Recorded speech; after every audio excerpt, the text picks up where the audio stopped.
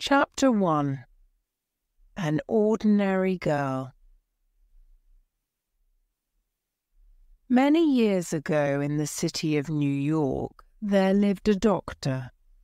America likes doctors, and New York liked Dr. Sloper. At the time our story begins in 1843, Dr. Sloper was 50 years old.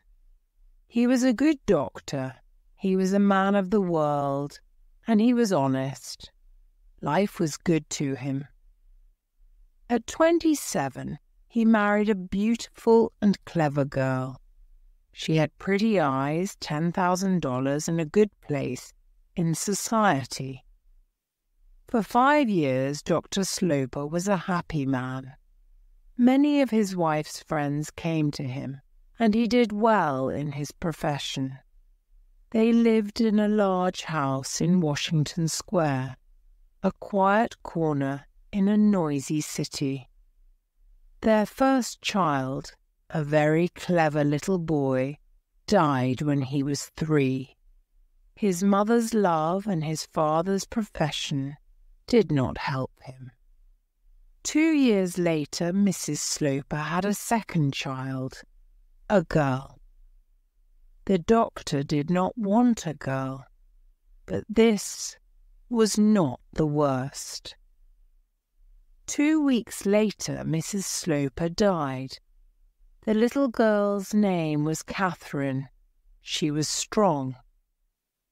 Her father was not afraid of losing her. When the child was 10 years old, Dr. Sloper asked his sister, Mrs. Lavinia Penniman, to come and stay with them. Mr. Penniman, a churchman without a penny, died when Mrs. Penniman was 33. She had no children and no money. "Stay for 6 months," he said. "I will look for a flat," she said. She moved into her brother's house and never went away again. Mrs. Penniman told everybody that the child wanted a clever woman near her. Dr. Sloper did not think his sister was clever, but he was always very polite to her and never angry. They didn't speak much. He gave her his opinions about Catherine's schooling and not much more. Catherine was very good and honest, but she was not pretty or clever. She was quiet. She loved her father and was very afraid of him. She was happy when her father was happy. The doctor wanted to be proud of her, but he wasn't. He was sometimes angry because his only child was ordinary. When she was 18, Catherine was a quiet young woman, but she began to wear strong, noisy colours. Dr. Sloper did not like her new dresses. He thought she was vulgar. One day, Catherine's other aunt, Mrs. Almond, asked a lot of people to her house. Mrs. Almond was the younger of Dr. Sloper's 2 sisters. She was the wife of a rich city man and the mother all 9 children. She was pretty, happy, and clever, and her brother liked her. When he wanted to talk about Catherine, he went to her and not to Mrs. Penniman. Catherine was close to her aunt's children. There were 7 boys and 2 girls. The older girl married young. The younger girl, called Marion, soon decided to marry too. She found a young man called Arthur Townsend, and so the Almonds asked everybody to the house. Mrs. Penniman and Catherine arrived at the Almonds. The doctor planned to come later. Soon after the dancing started, Marion Almond brought a tall young man over to Catherine. Catherine, this is Mr. Morris Townsend. He is from the same family as Arthur. He wants to meet you very much." Marian Almond was a pretty woman. At 17, she moved easily in society. She left Catherine and Mr. Townsend together. Catherine looked at the young man. He was very handsome. "What can I say to this handsome man?" thought Catherine. But Mr. Townsend began to talk to her with an easy smile. "What a nice evening! What a beautiful house! What an interesting family! What a pretty girl Marian is!" He looked into Catherine's eyes. She said nothing. He talked, and she listened and looked at him. The dancing began again. He asked her to dance, and she gave him her arm. After the dance, her face was red, and she was hot. "We'll sit and talk," said Mr. Townsend. But he talked, and Catherine listened. Catherine sat back. She thought he was very clever. "This is my first visit to Mrs. Almond's," he said, "and my first visit to New York for many years. One lived here when I was a child, but one left when I was 20. I went round the world. I came back to New York only a month ago. It is a nice city, but I don't know anybody. You see, people forget you," he said, and smiled at Catherine. Catherine thought, "I'll never forget you." They sat there for some time. They laughed together. He asked her about the people near them. He gave his opinions about them. She thought he was very honest. Then Marian Almond came back and took Mr. Townsend away to her mother. "We'll meet again," he said to Catherine. Marian came back and took Catherine's arm. They walked round the room together. "What do you think of Morris?" she said. For the first time in her life, Catherine did not tell the truth. "Oh, nothing much," she answered. "I'll tell him that," cried Marian. "It will be good for him. He has a very good opinion of Morris Townsend. Arthur says that, and Arthur knows him." Half an hour later, Catherine saw her Aunt Penniman near a window. Morris Townsend stood next to her. Then Dr. Sloper arrived. He usually had a little smile on his face, but never a big smile. He looked at his daughter's red dress. "Can this handsome woman be my child?" he asked. Catherine did not always understand her father's words. "I'm not handsome," she said quietly. "You're rich," he said. "Is the evening going well?" "I'm rather tired," she answered, and looked away. That evening was the beginning of something important for Catherine. For the second time in her life, and in one evening, she did not speak the truth. She was not tired. They drove home. Dr. Sloper spoke to his sister, Lavinia. "Who was the young man who spoke of his love for you?" "Oh, Austin," said Mrs. Penniman. She smiled. "He spoke to me of Catherine." "Oh, Aunt Penniman," Catherine cried out quietly. "He's very handsome, he's very clever," said her aunt. He's in love with our expensive Catherine, then?" the doctor asked. He laughed. "I don't know that.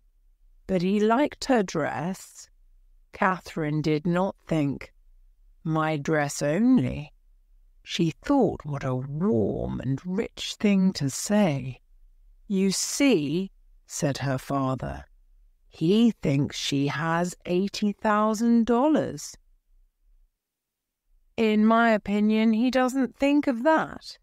He's not a vulgar man," said Mrs. Penniman. "The time is here," the doctor thought.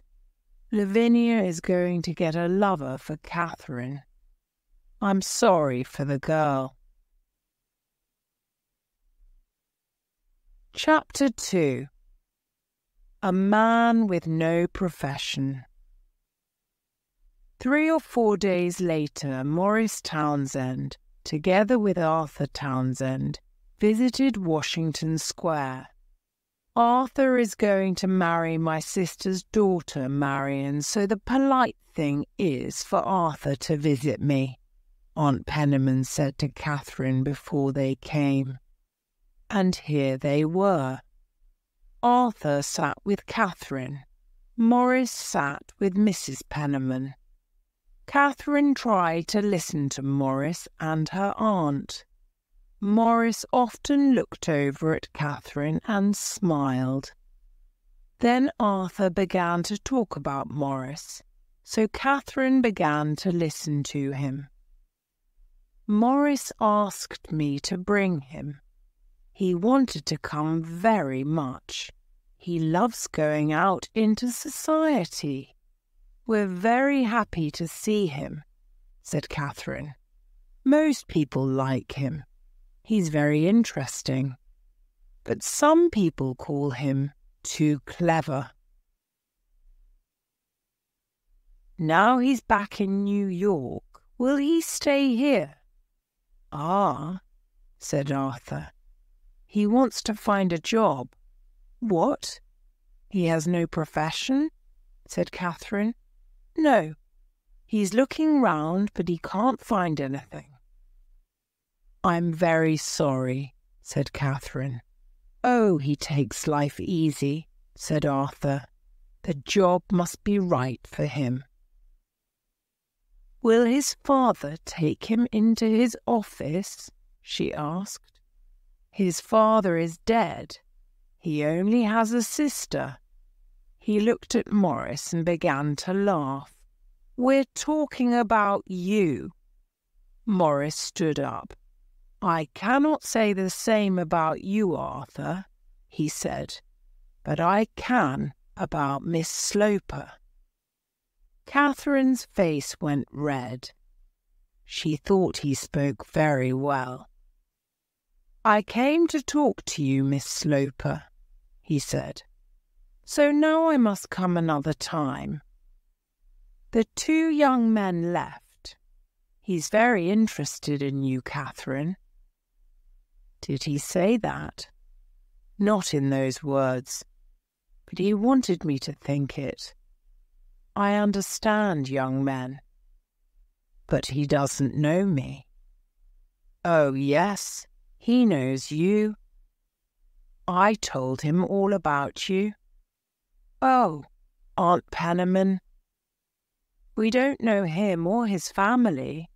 Catherine, you know very well that you like him. Catherine did not think this was a thing to talk about, and she did not think that Aunt Penniman spoke the truth. Half an hour later, Dr. Sloper came home. Mrs. Penniman told him of Morris Townsend's visit. "Oh, and did he ask you to marry him, Catherine?" he asked. "Oh, father," said Catherine quietly. She turned and looked at the dark sky through the window. "He will ask you first, Austin," said Lavinia, and smiled.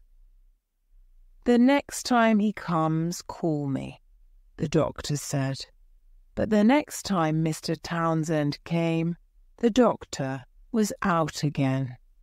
Mrs. Penniman left the two young people together. The visit was quite long. He sat there in the biggest chair by the fire for more than an hour. He looked round the room carefully at all the things in it. He looked at Catherine carefully. There was a smile in his handsome eyes. His talk was light and easy. He asked Catherine many questions. Did she like this? Did she like that? "Tell me about you," he said. "Give me a picture. I can carry it in my head." She said she didn't have much to tell. She didn't go out very often.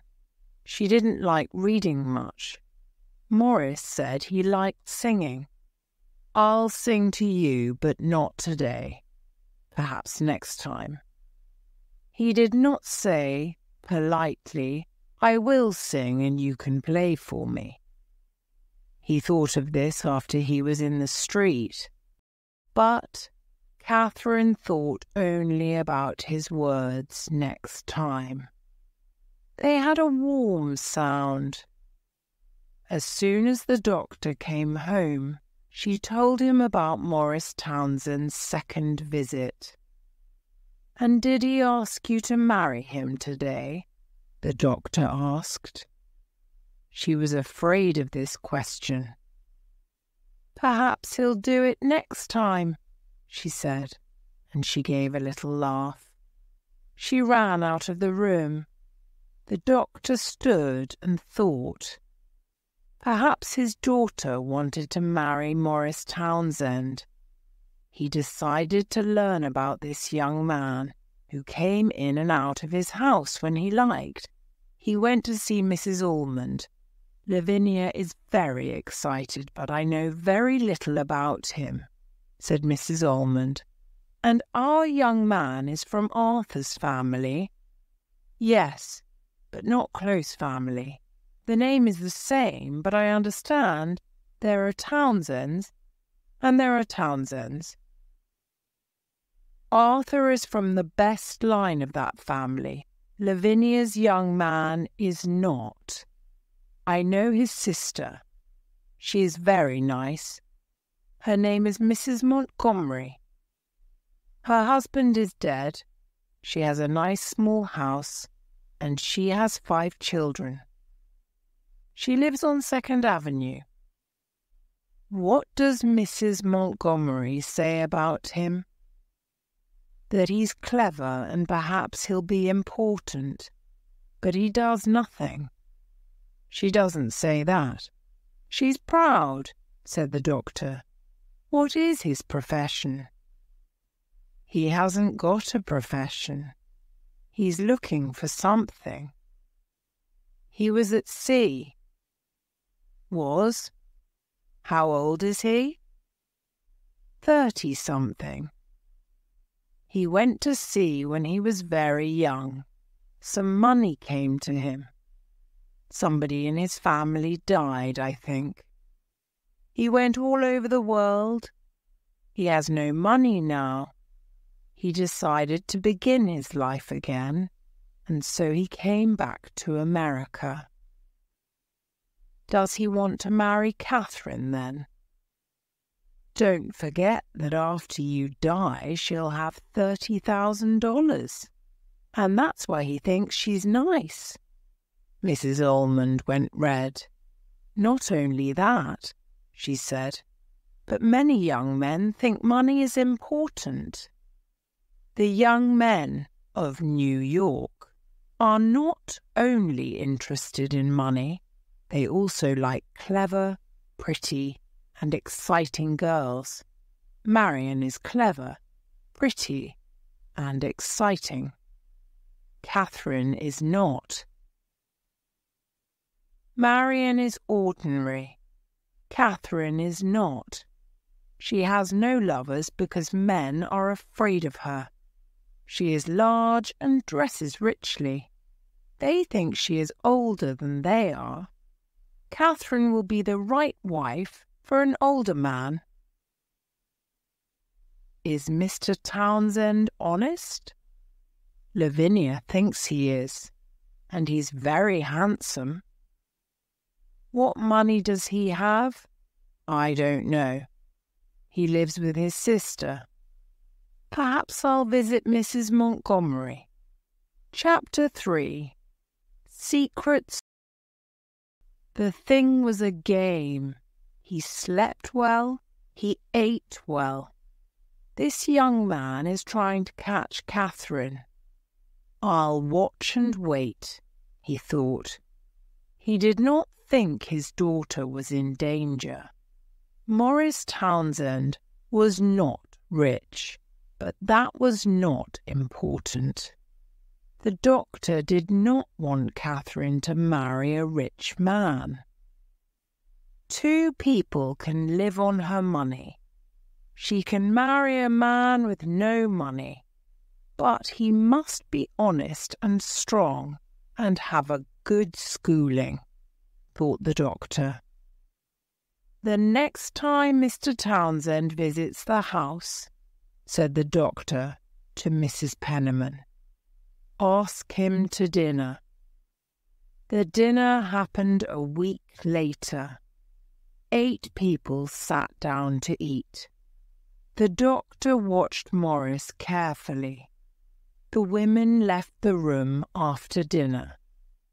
And then the doctor asked Morris some questions.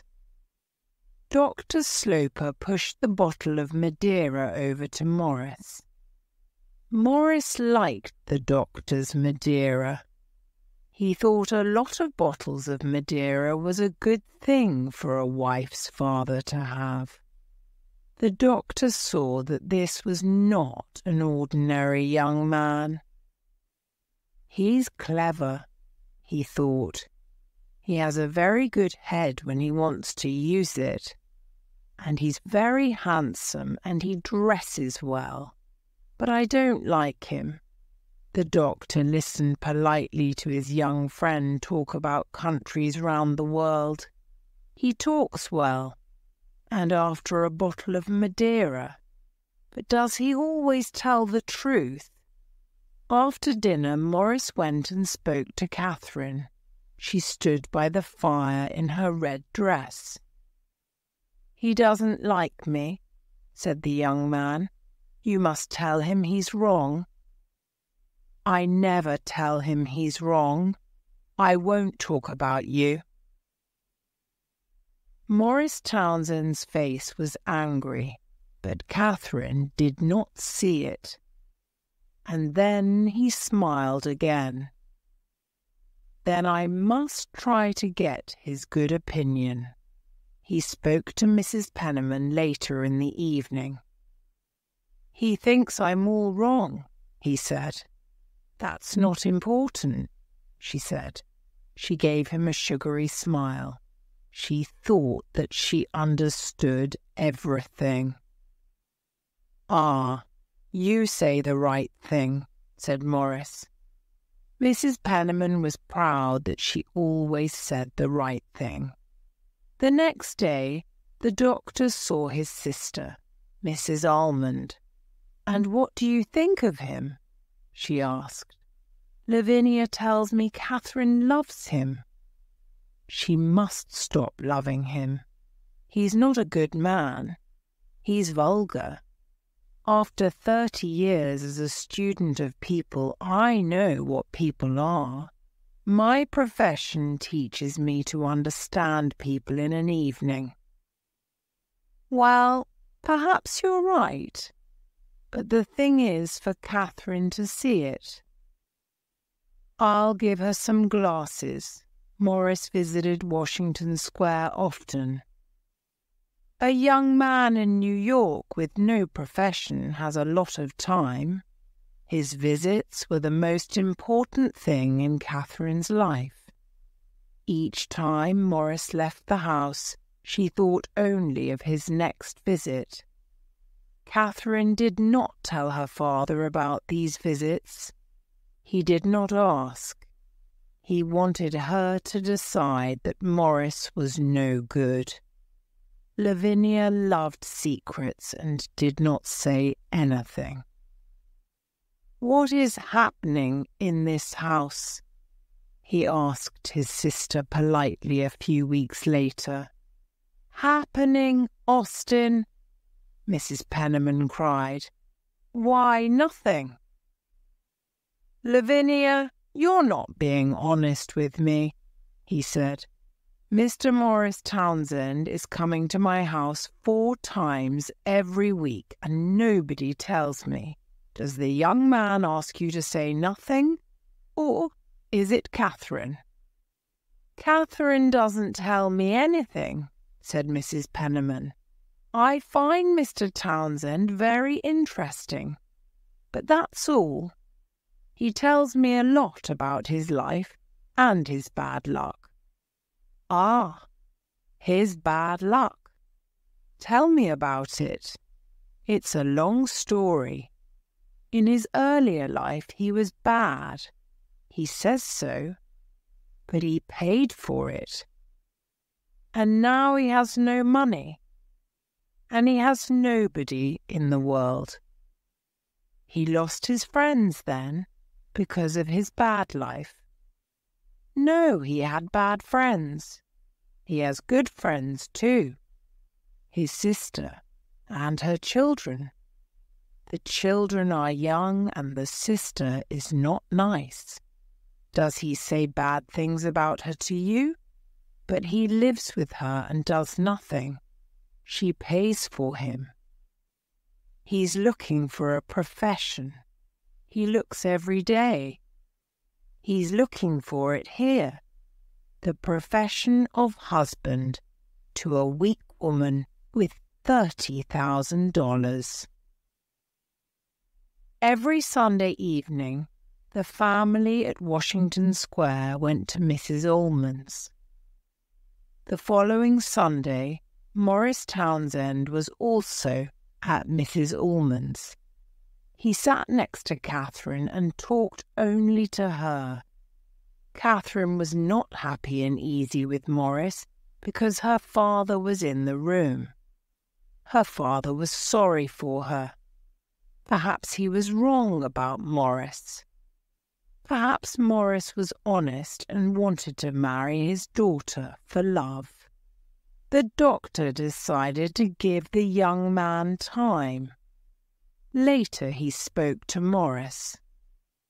"I hear you're looking for a job," he said. "Yes, I am looking for honest, quiet work. Something to bring me an honest dollar. One have only my good right arm." "Yes, your good right arm," said the doctor, "but you have a clever head too. Sometimes I hear about openings. Will you think about leaving New York? Going away?" "No, I'm afraid not. I must make my life here. My sister is here, and I am everything to her. Her husband is dead, and I must help with her 5 children. I give them lessons. That's good, but it's not a profession. It won't bring me a lot of money. Money is not the most important thing," said the doctor. Later that evening, Morris spoke to Catherine again. "Can we meet tomorrow? I have something to say to you. Not in your house. Mill the Square. I cannot come into your house again. Your father laughed at me because I have no money." "Laughed at you? Oh, no, you mistake him. Lie's a good man. You must not be too proud," she said. "I'll be proud only of you," he said. Catherine went quite red. "Now you're laughing at me," she said. "You know I'm not pretty or clever."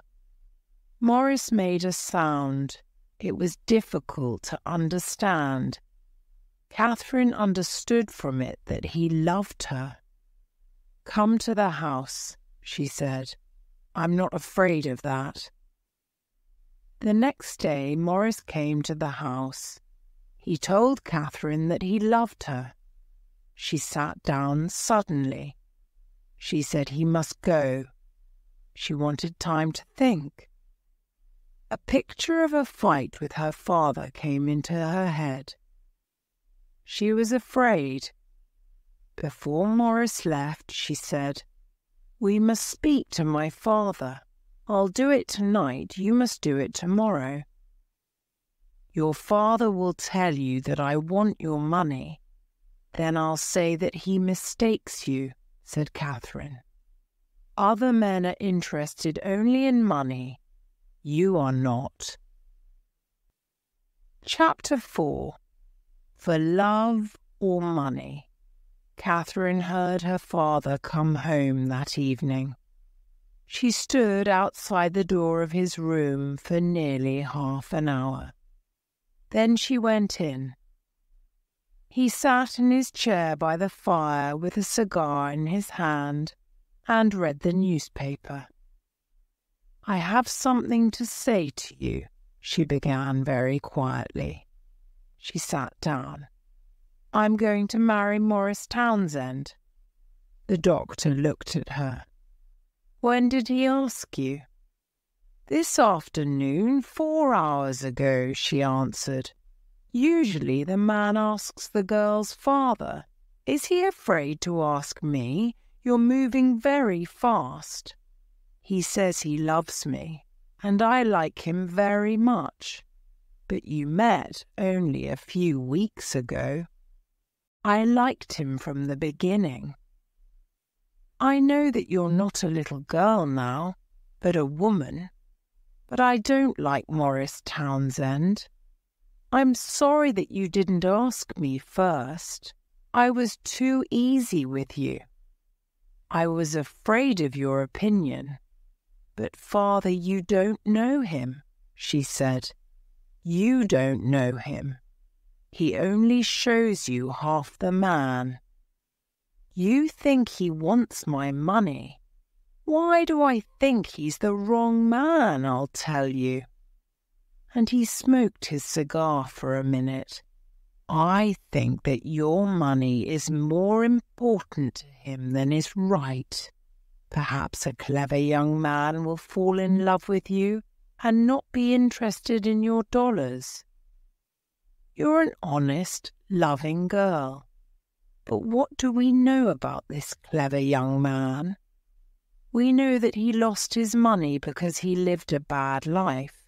Now he's looking for more money to lose, and he has his eye on your money. That's not the only thing we know about him, Father. He wants to do something very much. He's honest, and he's good, and he lost very little money." "Then he was not careful with it," said the doctor. He got up with a laugh. Catherine stood up. He put his arm round her. "I'm sorry for you. I'll see Mr. Townsend tomorrow." "Yes, Dr. Sloper," said Morris the next afternoon. "We arrived quickly at an understanding. But then I was interested in Miss Sloper the first time I saw her."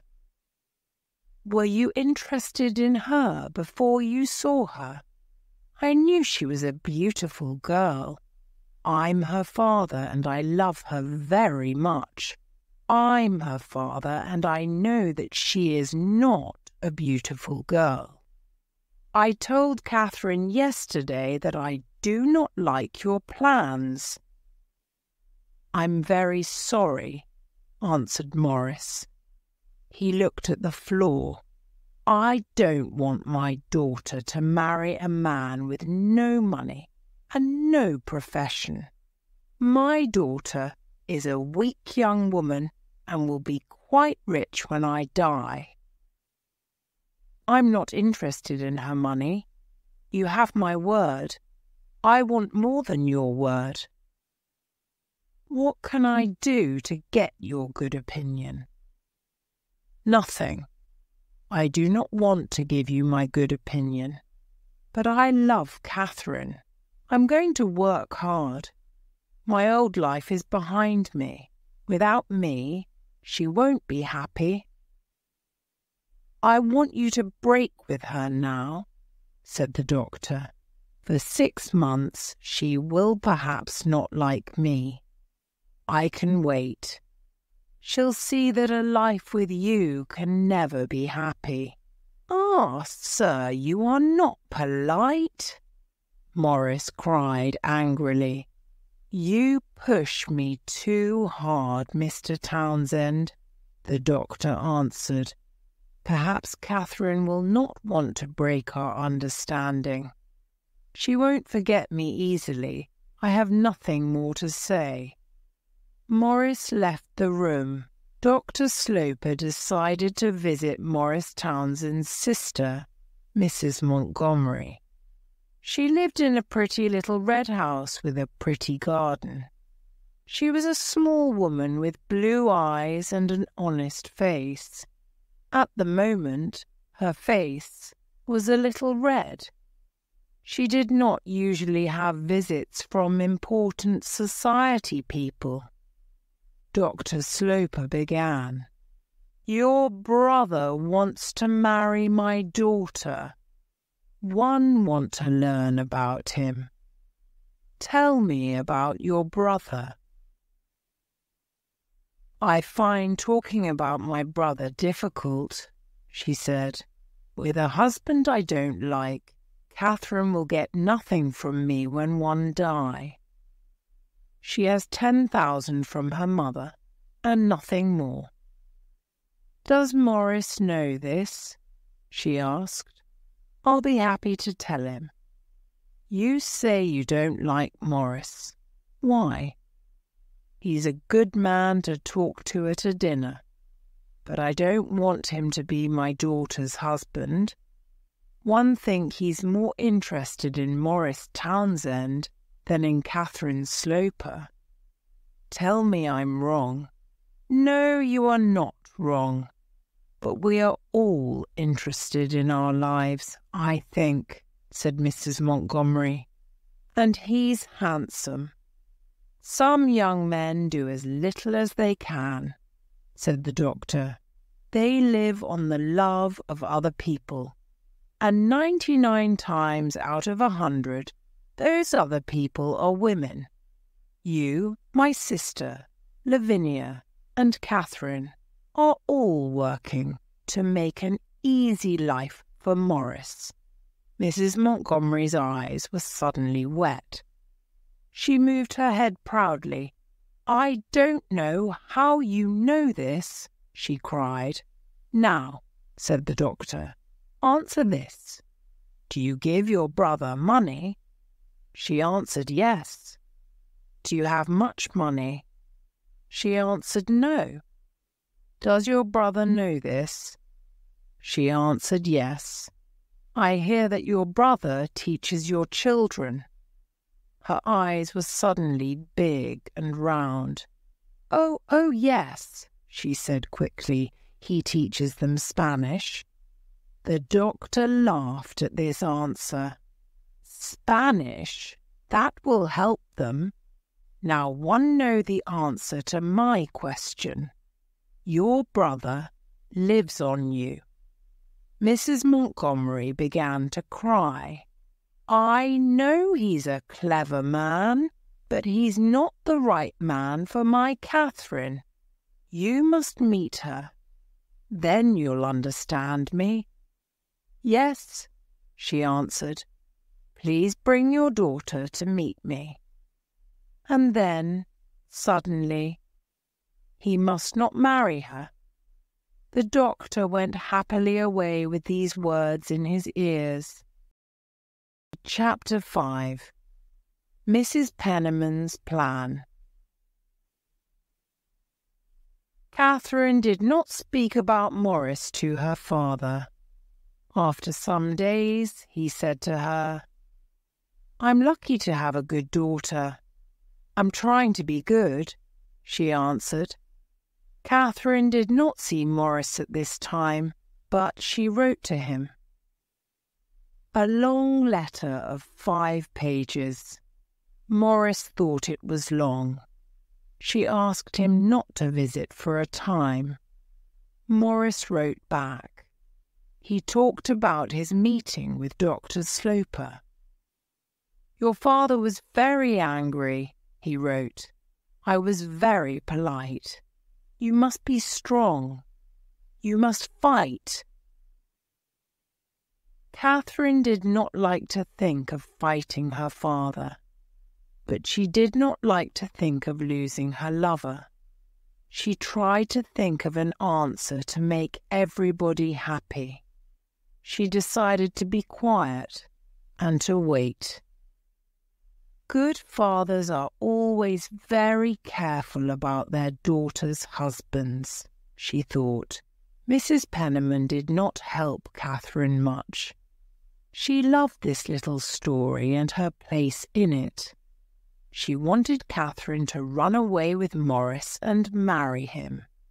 She carried a picture in her head, 2 lovers, with Mrs. Penniman, marrying in a small church in a New York back street, living in a dark flat with no money, waiting for visits from Mrs. Penniman, their only friend. She wanted to put this picture before Morris. She wrote to him daily about Washington Square. She asked him to meet her in a small restaurant on 7th Avenue. When Morris arrived half an hour late, they sat together in the darkest corner at the back of the place. This was the happiest half an hour of Mrs. Penniman's life. Morris was not happy. He listened to her, but he did not like her. He was happy to use her at the beginning, to get a foot in Washington Square, but he did not want her now. She always said the wrong thing. He was cold but polite.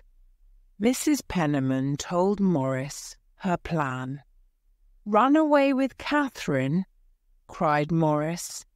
"Yes," said Mrs. Penniman, now afraid for her plan. "Tell Catherine's father about it, only after you marry. You can show him that you're not interested in the money, and then you'll get his good opinion. And there's always the 10,000 from her mother. He cannot cut that off." "Oh, don't speak of that," he said. "I'm afraid of coming between Catherine and her money." "Be afraid of nothing. Then everything will go well." Mrs. Penniman paid for her cup of tea, and they went out together into the dark street. Morris walked with Mrs. Penniman back to Washington Square. She went in. He looked up at the house. He thought it was a very nice house. When Mrs. Penniman told Catherine of her meeting with Morris, Catherine was angry for the first time in her life. "I don't think it was right," she said. Mrs. Penniman began to read the evening newspaper. After a long wait, Catherine spoke. Was he sad? He was dark under the eyes, very different from when I first saw him, but very handsome. A long wait again. "Why are you always cold and quiet, Catherine?" The girl turned quickly. "Does he say that?" "He says you are afraid of your father." "I am afraid of my father. So will you break with Morris?" Catherine looked at her aunt. "Why do you push me?" "I'm afraid you don't see the importance of what you do. You must not lose this young Nan." I don't think that you understand me or know me. Please do not have any more secret meetings with Mr. Townsend. I don't think it's right. And I don't think it's your place to teach me what's right." Lavinia said a short good night and went to bed. Later that evening, Catherine spoke to her father. "Father, I want to see Morris again." "To say goodbye?" asked the doctor. "No, to ask him to wait." He looked at her. "You're a good child." She went to him, and he put his arm round her. "I want you to break with him. My opinion of him is the same as when I first met him. You're not happy now, I know, but in 3 months or 3 years you can be happy again. Marry Morris, and you'll never be happy."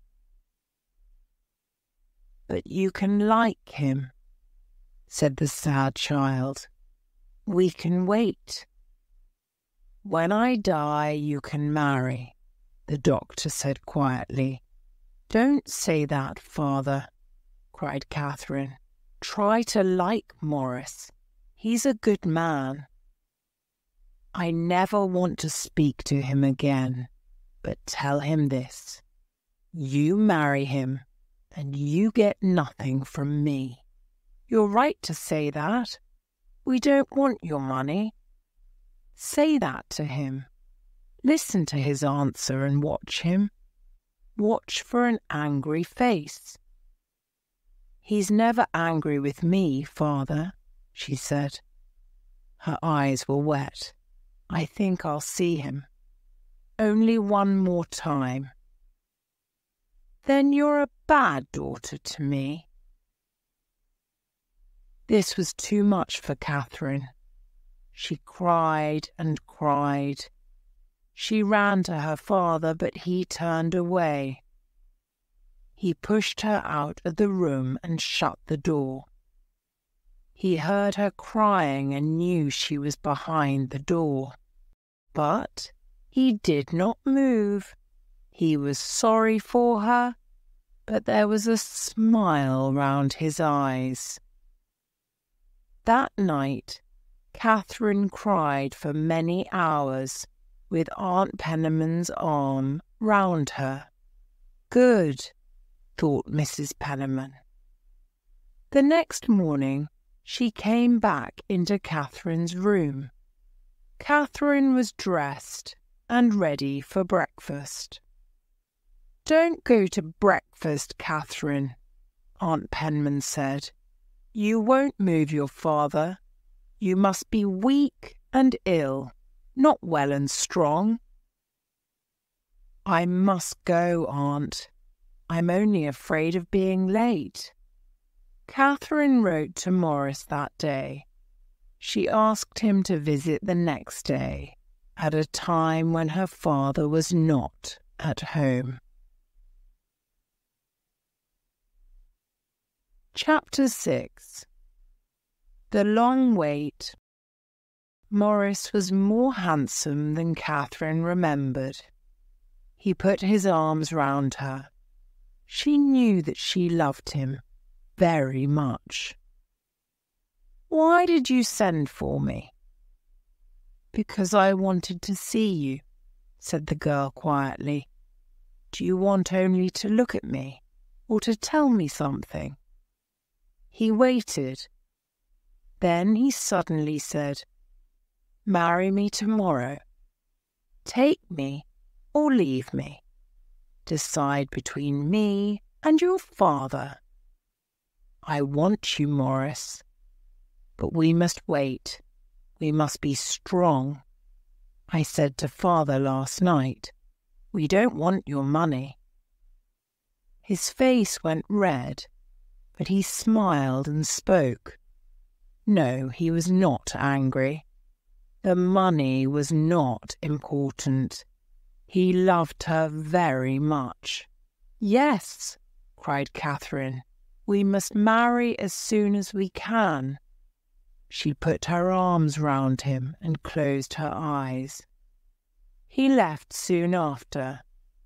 They did not decide on a day to marry. Morris wanted to think. When was the cleverest time to marry? He did not want the girl without the money. He thought about the 10,000 from Catherine's mother. That was not a good living, not for Morris Townsend. But then it was better than nothing. Mrs. Penniman asked Morris Townsend to a second secret meeting. This time they met outside a church. "I see the thing differently from our last meeting," said Mrs. Penniman.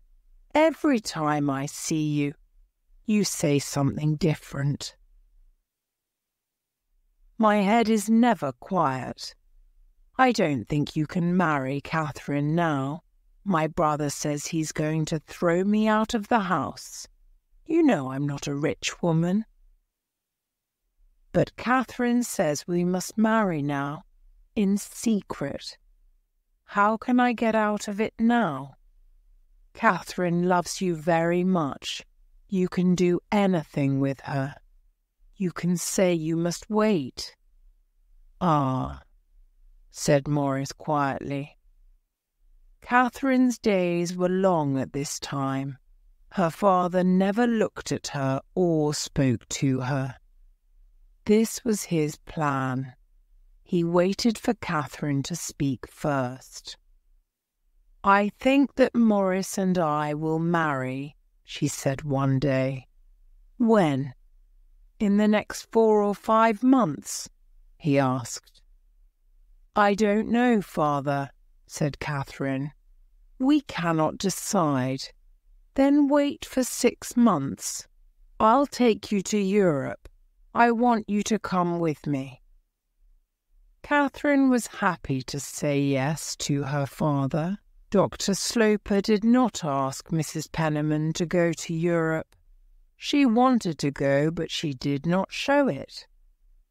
"Washington Square is going to be nice and quiet," she said to Mrs. Almond. Catherine met Morris before she left. Ty asked questions. "Do you want to see all those famous things over there?" "Oh, no, Morris," said Catherine quickly. "What is this woman interested in?" thought Morris. "Father thinks I'll forget you," said Catherine, "but I won't. He'll be angry with me." "Yes, I think you're right. But the visit to Europe is a good thing. He wants you to go and he'll be happy," said Morris. "One don't want you to lose your money.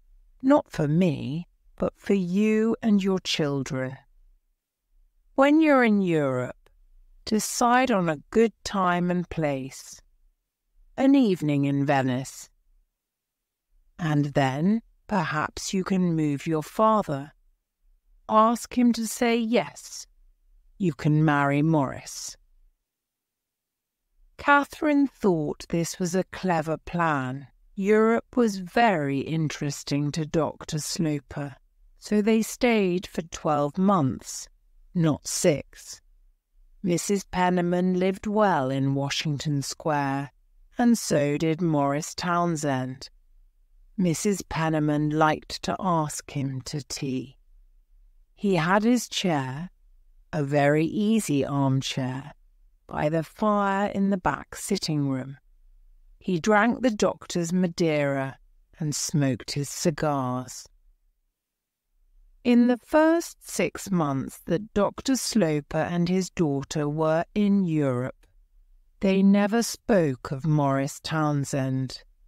Catherine followed her father quietly and politely through the mountains of Switzerland and the buildings and pictures of Italy. She gave no opinion about any of these places or things, and her father did not ask for it. She was not a thinking woman. One day, father and daughter were in a quiet place in the Alps. The driver took their bags on and they walked together a little. Cold red light washed over the sky. Next to the mountains, the two people were very small, but they were not afraid. They walked on in the dying light. Dr. Sloper came close to his daughter and stopped.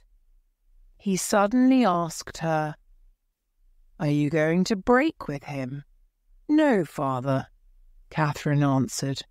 "Does he write to you?" "Yes. I get 2 letters every month." The doctor looked at the mountains above them.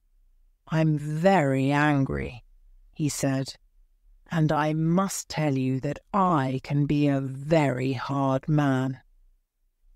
For the next week, they did not say a word, and for the next 6 months, they did not speak about Morris. But on their last night in Europe, before their ship left Liverpool for New York, he spoke again. "Are you going to marry him as soon as you arrive in New York?" "I cannot tell before we arrive," Catherine answered. "Please tell me before you marry. When a man is going to lose his only child, he likes to know before." Chapter 7. A difficult time. "I saw Morris often when you were away," said Catherine's aunt. "I know from his letters that you were very nice to him." "One won't forget that, aunt." "He liked to come and talk. I gave him tea, that was all. Your Aunt Almond thought it was too much. He liked to sit in your father's room," she said and smiled. Catherine was quiet for a minute. "I'm sorry that he went into father's room," she said. Then she asked, "Does he have a job?" "Yes, only a week ago he found a job. He's working with a friend, buying and selling something. He asked me to tell you as soon as you arrived." "Oh, that's good to hear," said Catherine, very happy. "You see, Morris was right to wait for the right job. What can your father say now?" "Father's opinion is the same as before, only stronger. But his opinion isn't important to me anymore," she said. "You're much stronger now," said Mrs. Penniman. "What about your father's money?" "I'm not interested in my father's money. Morris doesn't think it's important." "Perhaps he thinks it's a little important," said Aunt Lavinia after a minute. "I have money from my mother, and now Morris has a job. He and I have everything. I'm never going to ask my father for anything. I am home, and one want to marry." Morris came to Washington Square the next day. "I'm very happy to see you again," he said with a smile. They talked for some time as lovers. Catherine questioned him closely about his job, and he asked about Europe and her father's opinion. He often got up and walked round the room and came back and smiled again. Morris smiled all the time. "I must try to move him," he said. "I'm a proud man. I want to show him that he's wrong. Morris, we must ask for nothing. I know now that he doesn't like me much. It's because of my mother. She was very beautiful, and I'm not. He's always thinking of her. Aunt Penniman told me that." Morris was angry. What a difficult family. You must be nice to me, Morris. You must always like me. Morris said, I will. It was not difficult to say. The doctor spoke to Mrs. Almond. I know of his visits to my house. I can see where he sat in the chair by the fire. His plan is to take anything, said Mrs. Almond. He lived on Lavinia for a year. Mrs. Penniman wrote to Morris. She wanted to see him. Morris angrily threw her letter into the fire. She wanted to come to his office. He said no, his office was very difficult to find.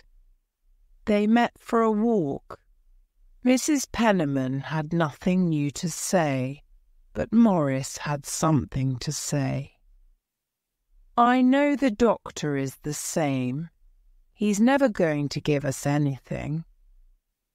Don't talk to me about him. The fight is finished. I'm the loser. I'm not going to marry Catherine. Morris, she loves you very much. Do you know that? No, I don't. I don't want to know. You must be a good friend to her. The doctor can help you. The doctor, he'll say, I told you he was no good. Morris went very red. You can tell her that I don't want to come between her and her father, and I don't want her to lose her money because of me. You're very clever with words, said Mrs. Penniman. I must do something very clever with my life next, he said. This is not clever at all. Morris came to see Catherine. He said suddenly, I'm going away to New Orleans. I'm going to buy some coffee. Take me with you, said Catherine. No, it's a dirty and dangerous place. People get ill there. Then you must not go. When people are going to marry, buying coffee is not important. Think about me, not coffee. We must not wait too long. She spoke strongly, her hands on Morris's arm. Was this the time to break with Catherine? I don't like this noisy Catherine.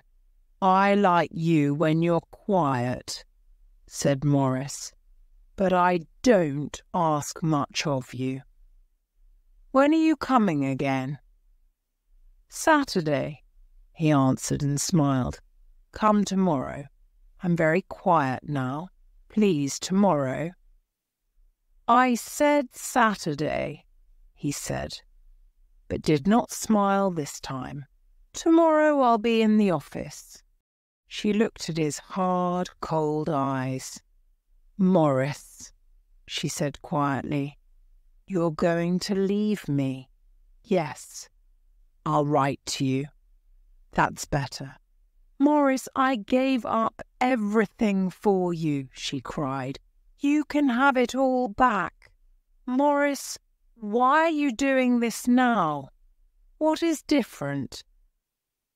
Wait for my letter. Ah, you're not coming back. He got away from her and closed the door behind him.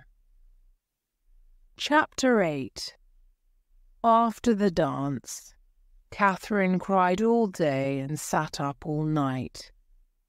She waited for Morris to come to the house. He did not come. He did not come the next day. He did not write. Catherine wrote a short letter to him. Morris, I'm sorry and one don't understand. You're killing me. No answer. The doctor watched all this happening. After a few days, he spoke to his sister, Lavinia. "The story is finished," he said. "I'm very happy to be in the right." He put his hands together, jumped up and laughed. "Ha! I knew it." One Sunday afternoon, Catherine came back from a walk. Her face was red and her eyes were wet. One Sunday afternoon, Catherine came back from a walk. Her face was red and her eyes were wet. Mrs. Penniman questioned her closely and learned that her walk was to Mrs. Montgomery's house on 2nd Avenue. There she heard that Morris left New York some days before. 2 days later, a letter arrived from Philadelphia. The writer did not want to come between Catherine and her father or her father's money. He wanted her to be happy and to stay friends with him in the years to come. He was sorry. Catherine thought it was a beautiful letter and read it many times over the next 2 years. One day Dr. Sloper found Catherine sitting with her work. "Can you tell me when you're going to leave my house? When you go, your aunt goes too," he said. She got up. She put her work away. Her face was hot. "I'm not going away," said Catherine. "Did he break with you?" said the doctor. "One asked him to leave New York. He's not coming back for a long time," she said.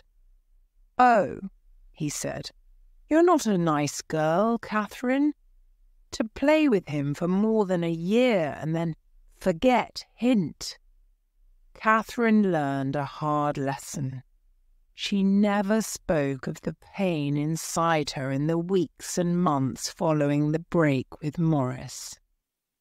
Her father never learned the truth. "Catherine had her little dance," he said to Mrs. Almond, "and now she's sitting down." At different times in the following years, 4 men asked Catherine to marry them. She said no to them all. She worked hard for churches and hospitals. She went out in society, and everybody liked her. 20 years later, Morris Townsend, now fat and with very little hair, arrived at Washington Square. Dr. Sloper died when he was 70. Some of his money went to Catherine and her aunts, but most of it went to hospitals across the United States. 20 years later, Morris Townsend, now fat and with very little hair, arrived at Washington Square. Catherine did not ask him to sit down. This was not her Morris, her lover of years ago.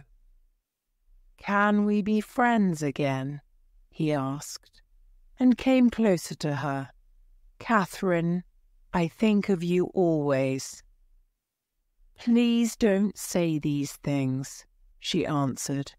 "We can forget the past now. We can do anything." "One cannot forget the past. Please do not come again," she said. Morris looked round the room at all the things. "Goodbye, then. I'm sorry." Outside the room, an excited Mrs. Pennernan waited.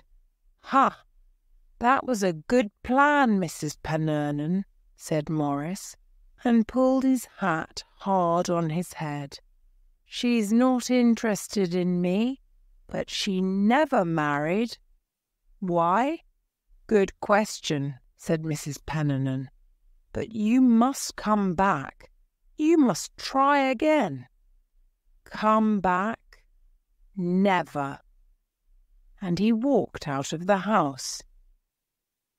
Catherine took up her work and sat down. For life,